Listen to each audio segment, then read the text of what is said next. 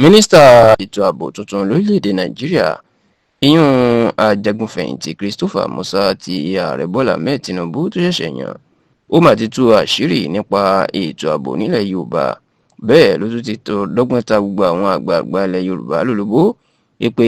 ogun ń bọ̀, ogun fẹ́ tẹ̀yìn wọ ilẹ̀ Yorùbá, àti wípé ilẹ̀ Yorùbá inú kan báyìí ó ti àwọn afẹ̀míṣòfò ní àwọn Fúlàní apààyàn àti ajínigbé tó ń da orílẹ̀-èdè Nàìjíríà láàmú báyìí, èyí tó bá ń pè ní báńdíìtì. Ìpè ilẹ̀ Yorùbá ló kàn báyìí tí wọ́n fẹ́ dojúkọ, tí wọ́n fẹ́ wá dá wàhálà sílẹ̀ sí láti máa pa àwọn èèyàn àti láti máa fi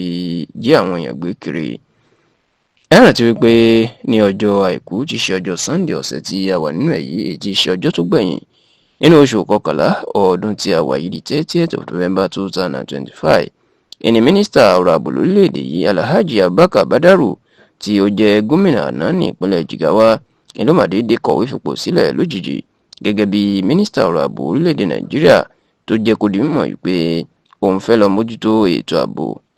mójútó ètò ìlera ara òun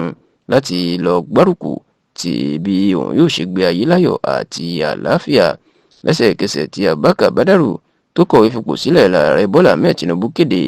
ẹni tí ó jẹ́ olórí gbogbo ọmọ ogun orílẹ̀‐èdè lánàá, ìyún Chief of Defence Staff, ìyún ajagunfẹ̀yìntì Christopher Musa tí Tinubu ṣẹ̀ṣẹ̀ gbaṣẹ́ lọ́wọ́ ẹ̀ bí ọ̀sẹ̀ mẹ́ta sẹ́yìn gẹ́gẹ́ bí olórí ogun gbogbo ọmọ Nàìjíríà, ìpè òun gan ẹni kó wá rọ́pò Badaru gẹ́gẹ́ bí mínísítà ọ̀rọ̀ ààbò orílẹ̀‐èdè Nàìjíríà, tó sì jẹ́ pé lẹ́sẹ̀kẹsẹ̀ ni Tinubu fọ orúkọ Christopher Musa ló fi ránṣẹ́ sí àwọn aṣòfin nílé ìgbìmọ̀ aṣòfin àgbà l'Àbújá láti ṣe àyẹ̀wò fún un àti láti ṣe ìfọ̀rọ̀wérọ̀ fún un kó tó di pé wọn yóò fòǹtẹ̀lú gẹ́gẹ́ bí mínísítà tuntun fétò ààbò orílẹ̀‐èdè Nàìjíríà. Ọjọ́rú tí í ṣe ọjọ́ Wednesday ọ̀sẹ̀ tí a wà nínú èyí tí í ṣe ọjọ́ kẹta nínú oṣù kejìlá ọdún yìí, the 3rd of December 2025, ìní ajagunfẹ̀yìntì Christopher Musa ló balẹ̀ síwájú àwọn aṣòfin àgbà l'Àbújá ní abẹ́ Sẹ́nitọ̀ Godswill Akpabio. Níbẹ̀ ìní ó sì ti tú àwọn àṣírí tí à ń sọ nípa yìí. Nígbà tí wọ́n fààyè gba Christopher Musa láti sọ̀rọ̀ ló jẹ́ kó di mọ̀ pé ní orílẹ̀-èdè Nàìjíríà lónìí ẹkùn àbí igun tí àlàáfíà ti ń jọba jù nílẹ̀ Yorùbá ni oní tó sì fà ní pé àwọn gómìnà ilẹ̀ Yorùbá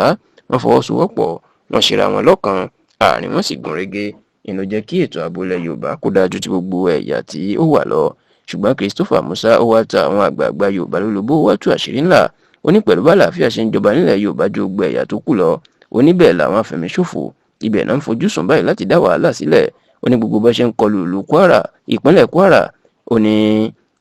òun fi ń gbáradì báyìí láti wọlé Yorùbá ni láti wá máa fẹ̀míṣòfò, tó sì ní